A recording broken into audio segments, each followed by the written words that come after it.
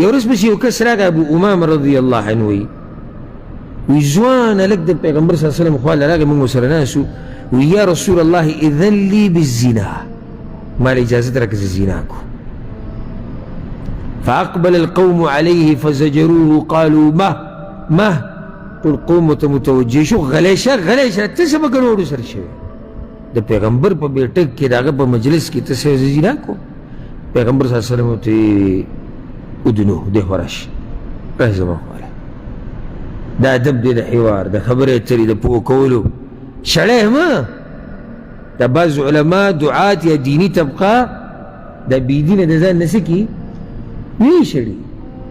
نه دنه ته پوښتنه وکړه تم یو وخت کې به بېدینه وي وی او موږ باندې یو وخت داسې راغلی نو خو اوس هغه وخت په ده باندې دی که دی را نږدې کول غواړي دی پوه کول غواړي د سره خبره کول غواړي کښېنه ځان سره وی اتحبه لامک دا زنا د مور دپاره خوښوې چې څوک ستا مور سره زنا وکړي هغه وی لا والله جعلني الله فداءک نه الله مې دې تا نه قربان کي خو د مور دپاره خو یې نه خوښوم قال ولا الناس يحبون ولامهاتهم پیغمبر صلی الله علیه وسلم خلک هم د خپلو میندو دپاره نه خوښوي افتحبه لابنتک د خپل لور دپاره خوښوې نه وی په الله مې دې قسمي الله مې دې تا نه زار او قربان کړي زه خو یې لور دپاره هم نه خوښوم نو خلک هم د خپلو لوڼو دپاره نه خوښوي د خور دپاره نه دغه جواب د ترور دپاره نه د خاله دپاره نه نو پیغمبر صلی الله علیه وسلم د هغه په دې سینه لاس کېښودو وی اللهم اغفر ذنبه وطهر قلبه وحسن فرجه یا الله ګناه یې وبخه زړه پاک کا د عورت حفاظت وکړه یو روایت کې راځي دغه هلک وي د ځوان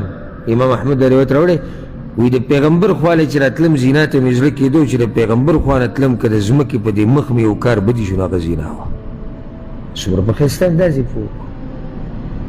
څومره په ښکلي طریقې هغه ځوان ځان سره کښېنو دا خو د امت مستقبل دی دا خو سرمایه ده او ضایع کولی خو یې نشي او د هغه دې ادب ته وګوره د هغه دې یعنی احترام ته چې په ښایسته انداز یې پیغمبر سره خبره وکړه او بیا لاړ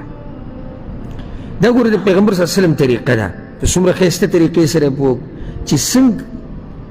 ته غواړې چې ستا خور مور لور ترور په عزت کې پاتې شي خلک هم غواړي چې د هغوی په عزت کې پاتې شي ولې ځکه چې ته چې بل چا سره زنا کوې خو یا به د چا موري یا به د چا لوري یا به د چا خوري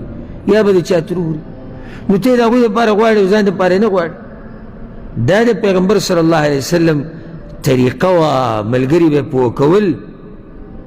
او ځکه الله څه وایي فبما رحمة من الله لنت لهم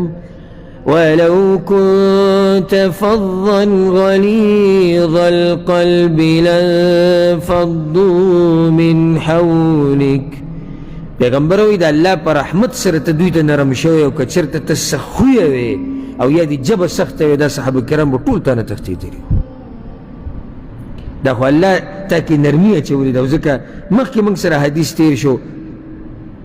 چې پیغمبر صلی الله علیه وسلم باره کې راځي چې انه لیس بفظ ولا غلیظ پیغمبر صلی الله علیه وسلم سخویه نه و سخ مزاجه نه و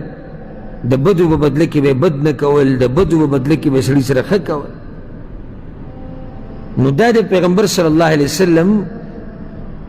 طریقه وه د څه شي د حوار د خبرو اترو د هغه چا سره چې هغه راغلی د ځان پوه کوي په دین باندې